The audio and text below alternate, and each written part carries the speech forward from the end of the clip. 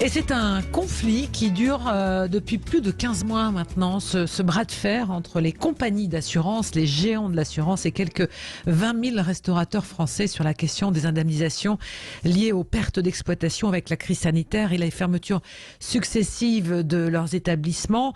Et on va voir aussi comment se passe la mise en place de ce pass sanitaire. On a entendu dans le journal qu'il y a des tentatives pour éviter de tout mélanger, d'avoir ce pass sanitaire à contrôler. Et on parle de ces deux sujets-là avec nos invités, Marine. Oui, 3 invités pour en parler. Nous sommes avec Michel Troisgros, qui est cuisinier, restaurateur et hôtelier à Ouche. Il a notamment fait un recours contre son assureur Allianz pour demander compensation de la perte d'activité liée à la crise du coronavirus. Et nous serons également avec Jean-Marc Banquet-Dorx, qui est président de l'Union des métiers et des industries de l'hôtellerie de l'Île-de-France, ainsi que Marcel Benzé, qui est président de la branche des cafés, bars, brasseries du GNI Sinorca. Bonjour à tous les trois. Bonjour. Alors, moi je vais commencer avec, si vous le voulez bien, Jean-Marc Banquet-Dorx et Marcel Benzé, avec Michel Troisgros qui est avec nous, chef cuisinier bien connu, bien sûr. Très personnellement, je pensais que cette histoire de bras de fer avec vos compagnies d'assurance avait été réglée, que les choses commençaient à s'apaiser. Et quand j'ai lu le papier de Libération où j'apprends qu'effectivement il y a encore 20 000 restaurateurs qui demandent à être indemnisés, je suis un peu tombée de ma chaise de restaurant, Michel Troisgros, pour tout vous dire. Écoutez, oui, c'est une réalité. Rien n'est réglé, c'est toujours en cours.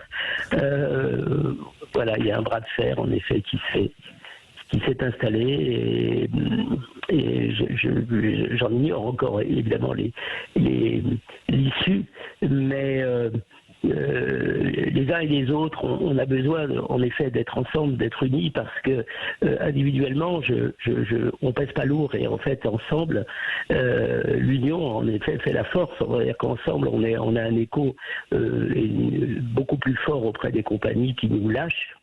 De façon tout à fait lâche, déraisonnable, qui nous abandonne au moment où où le besoin est le plus fort.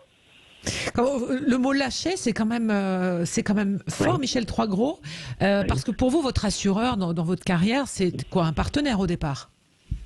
Oui, c'est un partenaire, c'est quelqu'un qui nous accompagne sur la route de l'activité et en qui on peut avoir une confiance totale au moment où les gros pépins arrivent. Pour ma part, ça fait plus de 25 ans que je fais confiance à Allianz, qui m'a accompagné d'ailleurs sur certains sujets qui ont été des sinistres évidemment bénins, mais à chaque fois ils ont répondu présent. Ces petits sinistres ne mettaient pas en cause, on pourrait dire de façon importante comme aujourd'hui, l'activité. Et là aujourd'hui, il s'agit même d'insolence, parce que c'est sans réponse, c'est-à-dire que c'est un engagement en effet à la conversation, à se mettre autour de la table, qui est impossible. C'est ça qui est très frustrant, révoltant même pour des assurés comme nous. Donc ça ne peut finir que devant un tribunal, c'est ça que vous dites, Michel Troisgros? Il n'y a pas d'autre solution. Il n'y a pas d'autre solution, malheureusement, puisque la discussion est impossible. Alors, on va expliquer à nos auditeurs, et on y reviendra aussi avec Marcel Benzé et Jean-Marc Banquet-Dorx, sur toutes ces subtilités, en tous les cas, ces difficultés que la profession rencontre depuis pratiquement maintenant, je dis 15 mois, mais c'est 18 mois en réalité. La subtilité, c'est que vous avez tous, dans vos clauses d'assurance, un onglet qui correspond aux pertes d'exploitation. On est bien d'accord? On est d'accord là-dessus.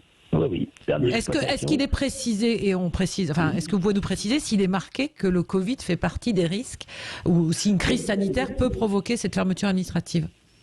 Alors c'est un petit peu compliqué, parce qu'il suffit, en fait, jamais aucun d'entre nous n'avait imaginé le Covid d'une manière sérieuse, donc il n'est pas évoqué dans nos contrats d'assurance. Il s'agit, en effet, c'est très subtil, parce que pour ce que je comprends, en effet, il faudrait pas que ça soit une cause nationale ou internationale, et tout dépend d'où émane le décret. Si le décret, en effet, émane de l'État, en effet, ça ne marche pas. S'il est départemental, comportementale, en effet, ça fonctionne. Donc en fait, c'est très subtil, mais tout ça, ça peut s'arranger dans une discussion avec élégance. C'est surtout la manière dont il refuse, en effet, d'en discuter qui est frustrante. Oui, bien sûr. Marcel Bénézé, président de la branche des cafés, bars, brasseries au Gianni-Sinorca. Il y a les grands chefs aujourd'hui, puisque on est avec Michel Troisgros, mais il y en a d'autres. Mais 20 000 restaurateurs qui aujourd'hui attendent que les assureurs, en tous les cas, que la justice finisse finalement par dire qui doit indemniser qui. Vous avez beaucoup de vos adhérents qui sont dans cette situation de combat judiciaire quelque part. Je ne sais pas si beaucoup en sont à ce stade-là. Tout à fait, Michel a raison là-dessus, c'est qu'aujourd'hui les assureurs sont d'une insolence et d'une irrespectuosité. Ils sont irrespectueux envers notre profession parce qu'ils se sont abrités derrière on ne sait quoi, un fourre-tout de leur contrat, parce qu'aujourd'hui ils nous proposent une indemnisation, si vous voulez, ils nous proposent 20 000 €, je crois que c'est à peu près par restaurateur, mais à ce moment-là on doit signer un document comme quoi on ne va pas les attaquer en justice. Nous on a demandé d'accepter un acompte, comme un acompte, la somme qu'ils veulent nous verser, et de pouvoir réserver le droit de les attaquer en justice. Donc ils traînent des pieds. Aujourd'hui, on est devant un cas un peu compliqué. Et il faut la jurisprudence, et ils jouent la montre, parce qu'il n'y a que la jurisprudence qui pourra nous aider sur ce dossier. Quand vous dites la jurisprudence, il y a des restaurateurs qui ont déjà mené des actions et qui ont obtenu gain de cause. Ça ne suffit pas. Il y a des appels, et ensuite il y a bien sûr, un peu c'est la jurisprudence qui va trancher. Mais il faut qu'il y en ait plusieurs. Il ne faut pas qu'il n'y en ait qu'une. Donc ça demande du temps. Et là, les assureurs, comme toujours, que ce soit AXA ou Allianz, ils jouent la montre. Dans les dossiers, ils provisionnent leur bilan avec des sinistres déjà. Donc déjà, ils font des provisions sur leur bilan. Donc déjà, ils ont déjà provisionné la catastrophe de sanitaire. Donc je trouve qu'ils sont irrespectueux de notre profession, alors qu'ils nous ont accompagnés, comme il a dit Michel, pendant des années. Nous leur avons fait confiance, et aujourd'hui, ils nous lâchent sur le bord de la route, alors qu'on a besoin de nos assureurs en ce moment. Et vous vous rendez compte, il y a des discothèques qui ne trouvent plus d'assureurs. Aujourd'hui, vous avez des discothèques qui ne trouvent pas d'assureurs pour les assurer, pour réouvrir leurs établissements. C'est grave. Michel Troisgros, je reviens vers vous et j'irai après avec vous, Jean-Marc Banquet-Dorx, président de l'UMIH d'Île-de-France. Mais Michel Troisgros, l'État le grand public a pensé qu'effectivement l'État avait été au rendez-vous avec plusieurs mesures pour vous aider à passer les différents confinements et fermetures. Mais ce que vous demandez, vous, c'est tout simplement le respect d'un contrat commercial que vous avez signé avec un partenaire privé. C'est ça? C'est ça. Alors c'est tout à fait vrai. L'État nous a grandement aidés. Non, chapeau, d'abord tous les salariés ont été indemnisés, pris en charge, et ensuite, vous savez, c'est jusqu'à une hauteur de 200 000 €, 20% en effet du chiffre d'affaires. Mais en effet, c'est encore une fois, en fait, les assureurs nient le fait qu'il y ait une fermeture obligée au 15 mars 2020, et il semble dire que la profession a fermé, tout en même temps d'ailleurs, et pour partir 7 mois en vacances. Il nie le fait que réellement on avait, tout comme les hôteliers d'ailleurs. Alors les hôteliers, comment aujourd'hui nier le fait que lorsque un client ne peut pas sortir de chez lui ou pas plus loin qu'1 kilomètre, les hôtels puissent, alors ils n'étaient pas fermés par décret, mais comment peuvent-ils avoir des clients puisqu'on n'a pas le droit de se déplacer? Donc tout ça, les assurances le nient, le repoussent de la main. Donc il y a quelque chose qui est quand même de la normalité. Ouais. La motivation des assureurs, vous dites, ils nient le fait d'une réalité de terrain, c'est ça que vous dites, Michel Troisgros? Oui, absolument, c'est ça. C'est la seule motivation, parce qu'on a du mal à comprendre qu'une perte d'exploitation ne soit pas couverte de la même manière. On pense notamment dans le domaine agricole, parce qu'il y a eu des efforts qui ont été faits, même si tout n'est pas réglé de ce côté-là aussi. Oui, mais vous savez, c'est subtil, ils jouent sur les mots parce qu'ils veulent, encore une fois, comme on disait à l'instant, ils jouent le temps, ils jouent la montre, ils savent que le temps joue pour eux. D'accord. Jean-Marc Banquet-Dorx, président de l'UMIH d'Île-de-France. Alors là, on parle des pertes d'exploitation liées au confinement, donc aux fermetures administratives qui ont été décidées par 2 fois par les autorités lors des différentes vagues du coronavirus. Mais j'aimerais m'intéresser avec vous sur la situation aujourd'hui avec l'instauration du pass sanitaire qui semble affecter aussi la fréquentation des terrasses, des cafés, des restaurants. Et je crois qu'on a un témoignage du côté de Bordeaux dans un instant. Est-ce que c'est la réalité que vous connaissez en Île-de-France depuis maintenant 10 jours que le pass sanitaire est mis en place? Oui, bonjour. Je reviens quand même sur le point que vous venez de poser, qui est un point juridique et qui est extrêmement important. C'est le fait que c'est une catastrophe naturelle. Il ne faut pas se retrancher derrière des fausses clauses. C'est une catastrophe naturelle. Ils ne veulent pas le reconnaître comme tel. Qu'on m'explique la grande différence qu'il y a entre une catastrophe qui est liée à des tempêtes et une tempête sanitaire que nous vivons aujourd'hui. On joue sur les mots, c'est ça que vous dites. Oui, il joue sur exactement. Il joue sur les mots. Et c'est ce phénomène de catastrophe naturelle qu'il faut relever. Alors, et cette perte d'exploitation que vous allez avoir avec une baisse de fréquentation que l'on constate tous, plus ou moins, dans nos contrées différentes, liées à l'arrivée du pass sanitaire quand même. Jean-Marc Banquet-Dorx. Alors le pass sanitaire, nous le comprenons très bien. Nous avons tout à fait accepté de mettre en place tous les process qu'on nous a imposés. Beauvau nous a mis en place des procédures que nous suivons à la lettre. Et le drame, c'est qu'un de nos salariés qui n'a pas le pass sanitaire est obligé d'aller le faire toutes les 72 heures, car il n'a de validité que pour 72 heures. Beaucoup de nos salariés disent « mais pourquoi continuer à porter un masque? Je suis vacciné, j'ai le pass sanitaire, est-ce que je dois porter un masque en terrasse ?»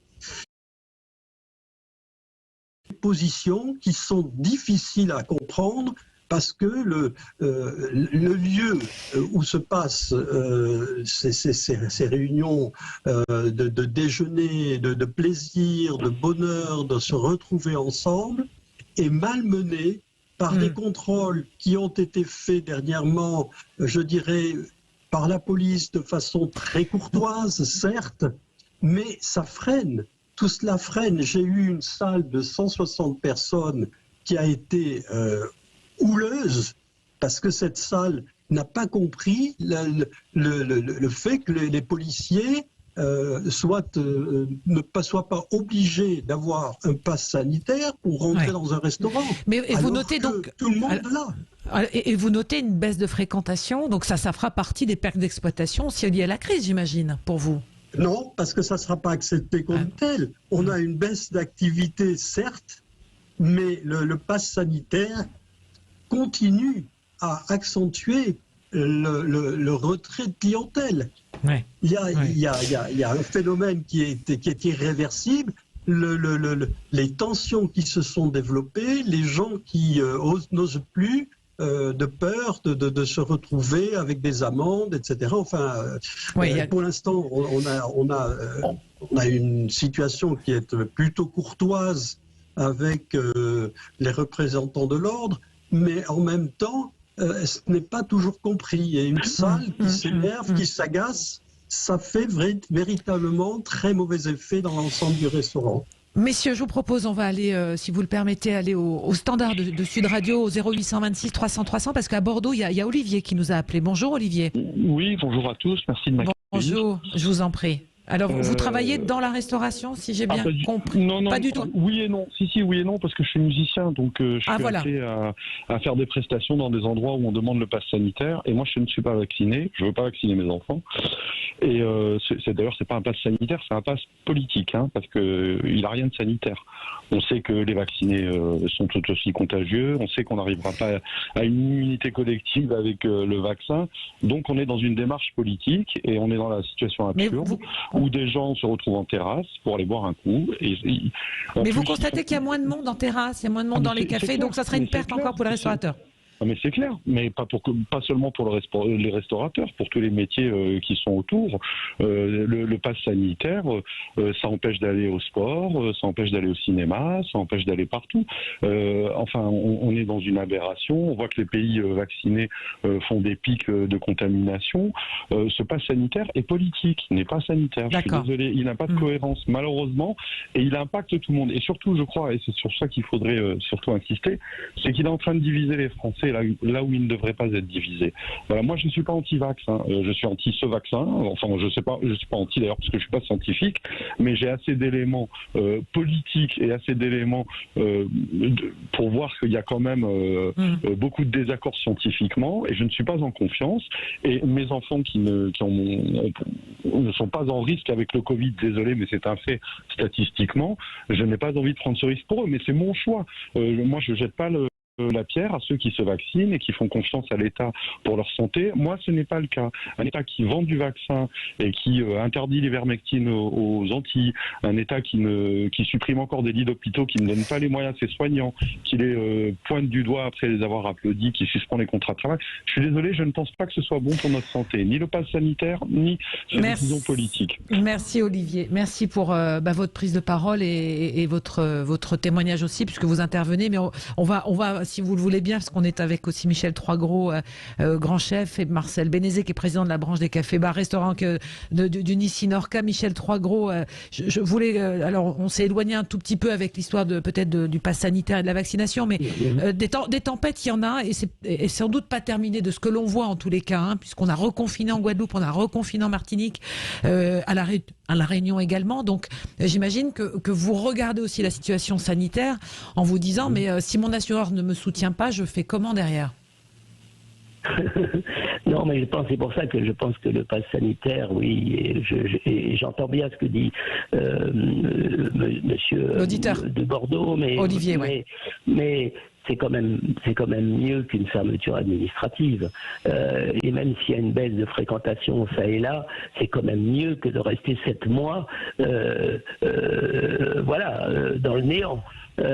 Donc c'est une solution qui me semble quand même bonne. Alors moi de mon côté, en effet, on a des privilèges, on a plusieurs restaurants sur le Rouennais, mais notamment tous ces restaurants-là n'ont aucun problème avec le pass sanitaire ou avec, en effet, la présentation du test PCR.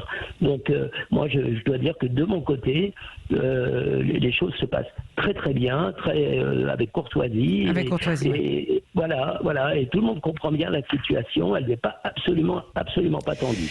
Absolument. Alors, messieurs, Michel Troisgros, Marcel Bénézé, Jean-Marc Banquet-Dorx, je rappelle que vous représentez en quelque sorte la branche café, restaurant, hôtellerie, restauration, sur ce débat aujourd'hui, sur ce conflit, ce pass sanitaire, mais également la baisse de fréquentation et le rôle des assurances.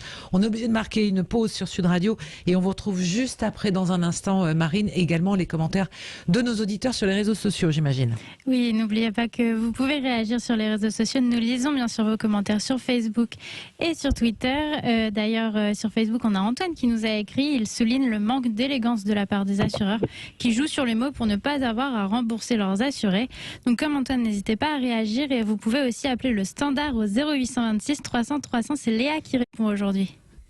Et on continue de parler de ces pertes d'exploitation que connaissent les cafés, les hôtels, les restaurants depuis le début de la crise sanitaire et le rôle que tiennent aussi dans cette affaire les assureurs. On était toujours avec Jean-Marc Banquet-Dorx, président de l'UMIH d'Île-de-France, Marcel Bénézé, président de la branche des cafés, bars, brasseries du GNI Sinorca, et Michel Troisgros, grand chef que l'on connaît bien. Michel Troisgros, en domaine commercial, et j'imagine d'autant plus dans le domaine des relations entre un assureur et un assuré, est-ce qu'il y a des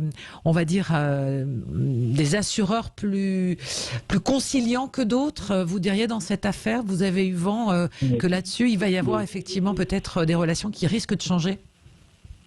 Alors, Crédit Mutuel, qui est pas mon assureur, je sais qu'ils ont tendu vraiment la main, ils ont indemnisé leurs assurés. Dans mon cas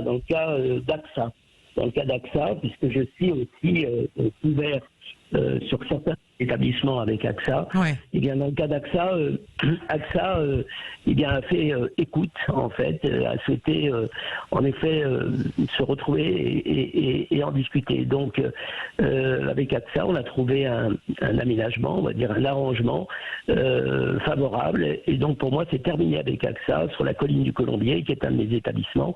Non, pour moi, le conflit reste avec Allianz, Oui. qui est toujours muette à mes appels, et voilà. Ce qui est rien de pire.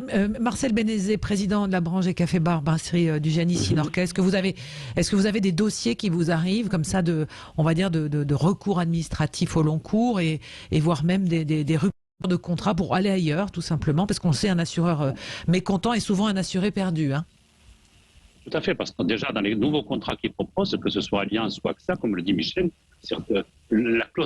beaucoup de clauses ont été retirées. Il n'y a plus la pandémie, il n'y a plus tout ça, donc le perte d'exploitation est adapté à une situation nouvelle. Et aujourd'hui, donc, le deal, parce qu'il y a eu des protocoles d'accord avec certains restaurateurs, effectivement, il y a eu des arrangements qui ont trouvé des issues de sortie, avec moyennant bien sûr une certaine somme qui reste bien sûr confidentielle, qui ne sera pas dite ni par Michel ni par personne. Ça fait partie de la règle du jeu, mais effectivement certains ont trouvé des arrangements, mais très peu en réalité. Parce que moi je demande surtout qu'ils se gardent le droit d'attaquer en justice, parce que c'est pas fini. À mon avis, cette affaire n'est pas terminée, et nous on ne se laissera pas, nos restaurateurs, sombrer pour le bonheur du cours de bourse de AXA et d'Allianz, quoi. Parce que ce qui les intéresse, que ce soit AXA ou Allianz, c'est leur cours de bourse aujourd'hui. C'est plus le cours de bourse que leurs assurés. Donc voilà un peu la colère du GNI, le Groupement National des Indépendants.